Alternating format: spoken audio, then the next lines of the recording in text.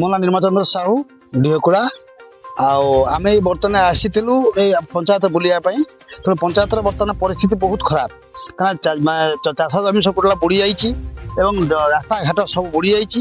ଏ ପର୍ଯ୍ୟନ୍ତ ସରକାରର କୌଣସି ଅନୁଦାନ ଆମ ପ୍ରତି ଆସି ପହଞ୍ଚି ନାହିଁ ଏବଂ ଲୋକମାନେ ବହୁତ ହତାଶରେ ଅଛନ୍ତି। ଆପଣଙ୍କ ସରପଞ୍ଚ ଆଡୁ କୌଣସି ଅନୁଧ୍ୟାନ କରିବା? ହଁ, ସରପଞ୍ଚ ଆସିଥିଲେ ଏବଂ ସେମାନେ ଦି ଜାଗା ତିନି ଜାଗା ରୋଷେଇ ଖାଦ୍ୟ ମଧ୍ୟ ଦଉଛନ୍ତି ମାଟିଆ କଣର, ଅନ୍ୟ ଆଡେ ଦିଆ ଚାଲିଛି ରୋଷେଇ। ବର୍ତ୍ତମାନ ଆସିଥିଲେ ବିଡିଓଙ୍କୁ ଆମେ ନେଇକି ବୁଲଉଥିଲୁ ବର୍ତ୍ତମାନ ପଞ୍ଚାୟତ ସାରା। ହଁ ହଁ, ଏଇ ବିଡିଓ ବୁଲୁଛୁ ଏବଂ ବିଡିଓ ମଧ୍ୟ ଅନୁଧ୍ୟାନ କଲେ ଯେ ପରିସ୍ଥିତି ଏଇଭଳିଆ, ରୋଷେଇ ନେବାସ ନାହିଁ ଲୋକଙ୍କ। ଆଉ ଲୋକ ଗାଈ ଗୋରୁ ପାଇଁ ହତାଶ, ସମସ୍ତେ ରାସ୍ତା ଘାଟରେ ସବୁ ଗାଈ ଗୋରୁ ଠିଆ କରିବେ, ଖାଦ୍ୟ ଗାଈ ଖାଦ୍ୟ ନାହିଁ। ତେଣୁ ଆମେ ଏଇଭଳିଆ ଅବସ୍ଥାରେ ସରକାରଙ୍କୁ ଗୁହାରି କରୁଛୁ ତୁରନ୍ତ ଏହାର ପଦକ୍ଷେପ ନିଅନ୍ତୁ, କାହିଁକିନା ଲୋକ ରୋଷେଇ କରିପାରୁନାହାନ୍ତି। ଆମର ଘର ହେଲା କରପଦା ଆଉରି ପଞ୍ଚାୟତ।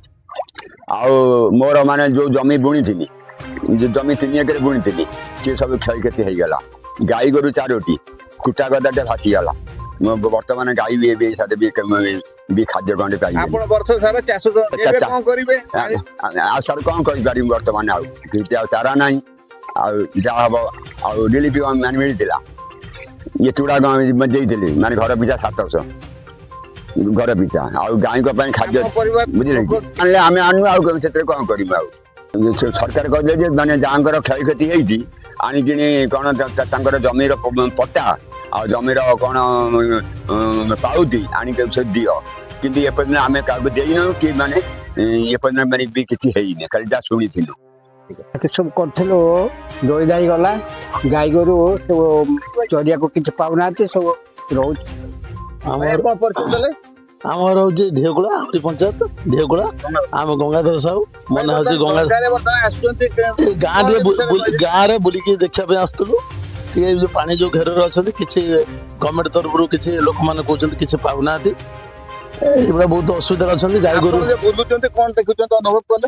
ଅନୁଭବ କଲେ ତ ଲୋକମାନେ ଖାଇବା ପିଇବା ପାଉନାହାନ୍ତି, ବହୁତ କଷ୍ଟ ଦୁଃଖ କଷ୍ଟରେ ଅଛନ୍ତି। ଗୋରୁ ଗାଈ ମାନେ ରାସ୍ତା ଉପରେ ବୁଲୁଛନ୍ତି। ମାନେ ପାଣିର ଏତେ ପ୍ରାଦୁର୍ଭାବ ଅଛି, ଆପଣ ଡଙ୍ଗାରେ ବୁଲୁଛୁ, ଆଉ କୋଉଠି ଯାଇପାରୁନୁ, ଛାତିଏ ପେଟେ କୋଉଠି ପାଣି ହଉଛି, ଡଙ୍ଗାରେ ବୁଲିକି ସବୁଆଡେ ଟିକେ ବୁଲିକି ଦେଖୁଛୁ ଟିକେ। ଆଉ ଲୋକମାନଙ୍କର ସାହାଯ୍ୟ ଦେଖୁଛୁ। ଆମେ ବର୍ତ୍ତମାନ ଦେଖିଲୁ ସ୍ଥାନୀୟ ହିସାବରେ ଆପଣ ମାନେ କିଛି ଚାନ୍ଦା କରିକି ରୋଷେଇ କରି ଲୋକକୁ ଦଉଛନ୍ତି, ଏ ବିଷୟରେ? ହଁ, ଆମର କରପଦାରେ ଆଜି 70 କିଲୋ ଚାଉଳ ରୋଷେଇ କରିକି ସେ କିଛି ଲୋକଙ୍କୁ ମାଟିଆ କଣ ପାଳସାଇ ଫାଳସାଇ ଏମିତି କିଛି ଲୋକଙ୍କୁ ଦେଇଛନ୍ତି, ହେଲା କି।